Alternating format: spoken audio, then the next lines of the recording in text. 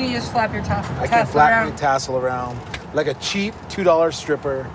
Just flapping my tassel around. Not even how to. No, I don't even know how to make it do like little spins, but I can make it go from left to right. I think, like Justin Bieber's hair. So, hey, but you know, it's cool.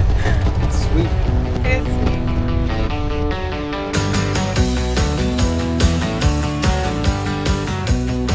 My name is Wesley Avila. I'm the chef owner of Guerrilla Tacos here in Los Angeles.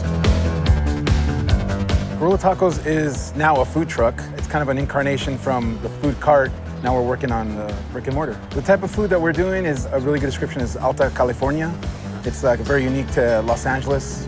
A lot of different influences. We have, you know, the Mexican influence, obviously, which is tacos. And then we use a lot of Japanese, European, like French, Spanish, Mediterranean stuff, Armenian stuff. Pretty eclectic. And this is the tostada. Today it's albacore, so local albacore tuna, furikake, raw tomatillo chile, avocado, a little bit of lime, and some olive oil. Over at Guerrilla Tacos, the menu changes seasonally. I mean, it changes every day. We only have one item that stays on the menu all the time, which is the sweet potato taco. Sweet potatoes are cooked slowly in water, cut, seasoned, and I finish it with a little bit of thyme, salt and pepper, really simple. A little almond chile, bell peppers, chile de árbol. This is feta. We've always done a lot of vegetables in the restaurants I've worked at, so I wanted like my spin on a potato taco because I grew up eating potato tacos, and I wanted to try to make one with sweet, and it kind of evolved into this. That's our most popular taco.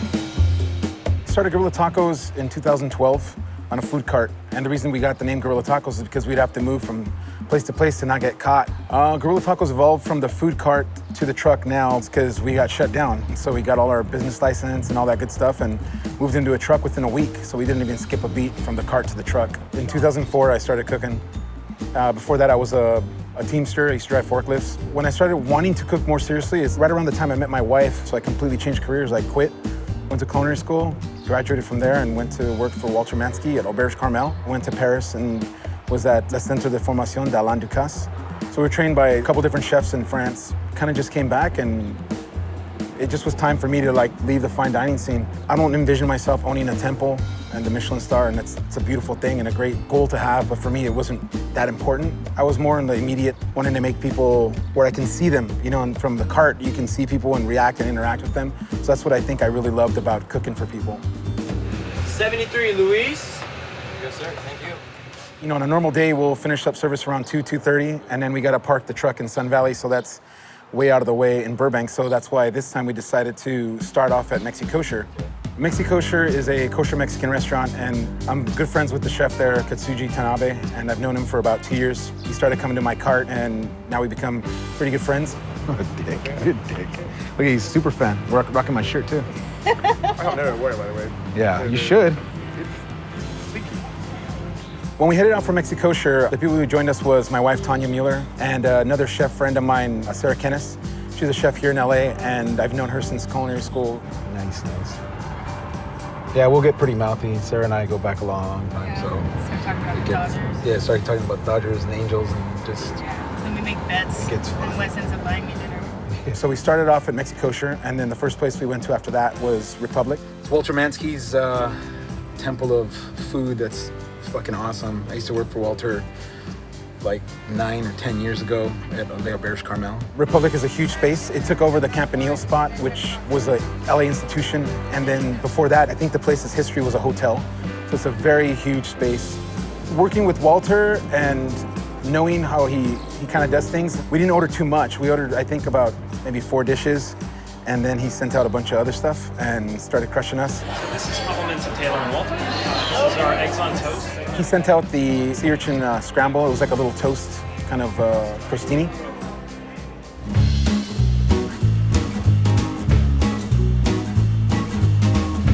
Wes came to me when I was running a restaurant in Carmel up in Northern California and spent a year working with my wife and I. He came back down to LA. We ended up moving back too, so we've been friends ever since.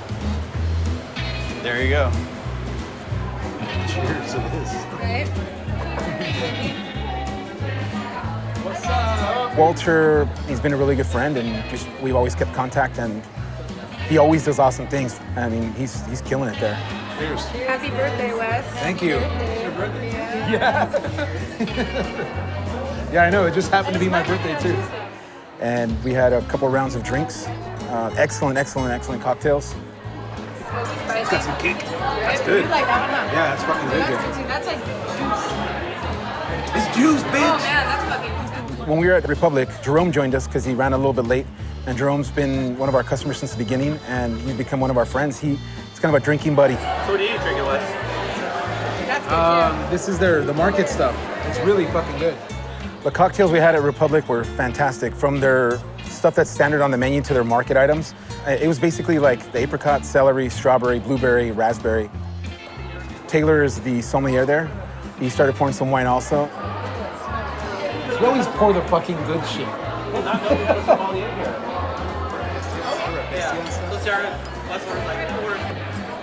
No, I just tried one. They're both really good. This tartare is the fucking biz, dude. Another standout was the porcini raviolo. It's a whole egg yolk inside a ravioli covered with Australian black truffles and foie gras. Make it rain!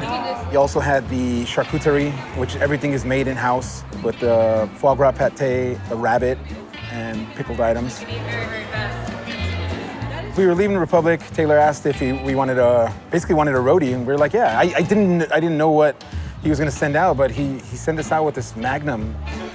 Happy birthday to me.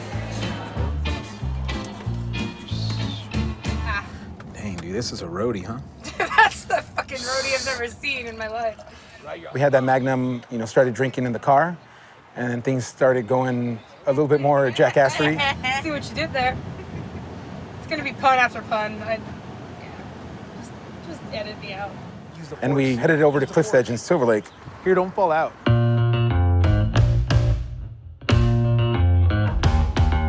The back, it looks like something out of an Indiana Jones movie. It's a lot of bamboo. It's a beautiful space. It's probably one of the nicest patios in LA. Cliff's Edge is headed by Chef Barton. His cuisine is very Mediterranean, very French influenced. Him and his chef de cuisine, Javi, have also become very good friends after going there so often. There, we started off with a round of their cocktails. I remember we had the egg shen. That's some You gooch. always gotta suck the berry fruit. That's the gooch. Hey. We ordered the octopus there, and it was like a crispy octopus. Crispy octopus with that's a big coriander crust. yeah. And the crust put coriander, Aleppo, tomato powder. And these potatoes, heirloom cherry tomatoes, and a coriander tomato vinaigrette, some herbs. Beautifully cooked. On the inside was nice and tender, and it was very crunchy on the outside. I fucking love octopus. Yeah? We also had the Parker rolls, super soft, wonderful, like little rolls. We kept it a little bit lighter there. Beautiful, thank you. So, And the conversation got cut off. Chef. Hey, thank you. As we were leaving, I was trying to wrap up. They brought out some more shots. I think it was shots of mezcal, and it just started getting really out of hand. That's a fucking big boy shot. It's a big boy drink. I got a big boy poop. We stumbled back into the van and headed over to the Tonga Hut in North Hollywood. Get back a little fez ready. I'm getting my fucking fez ready Get fez. because you're not part of the club. Explain the hat. The hat is earned through going through Beach Bum Berry's grog log. You have to drink all these drinks in the time span of 1 year. 72 drinks in 1 year. And once you do that, you get your name on the wall and you're eligible to order a sweet ass fez. So when we get there, you'll see my name on the wall, you'll see Tanya's name on the wall. And we worked hard, many taco services to be able to. It's just drinking. It's an excuse to drink.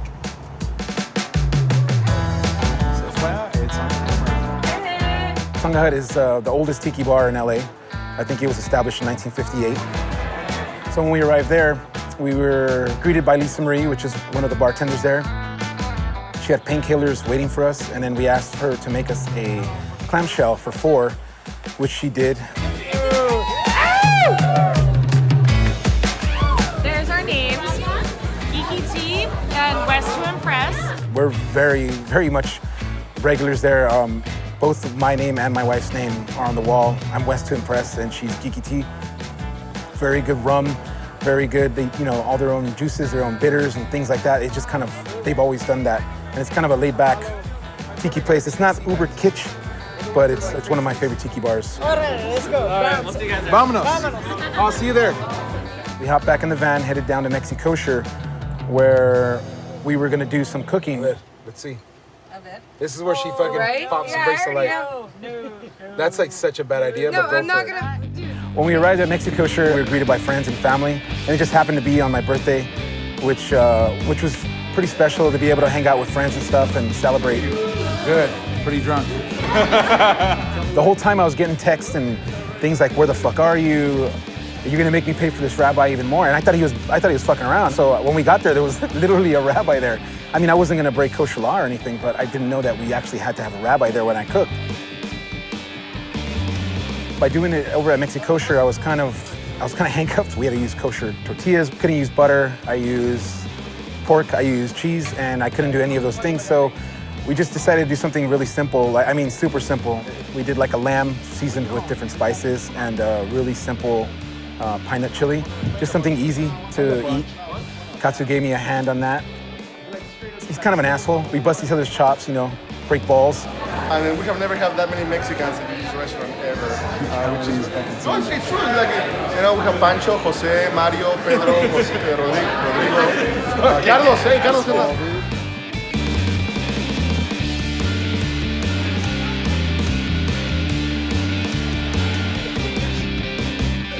Kind of hung out there for another hour or so, and then had some beers to close out the night. He's got little fingers. Everybody out! Everyone down. No, just you. No, but seriously, look at how adorable his hands are.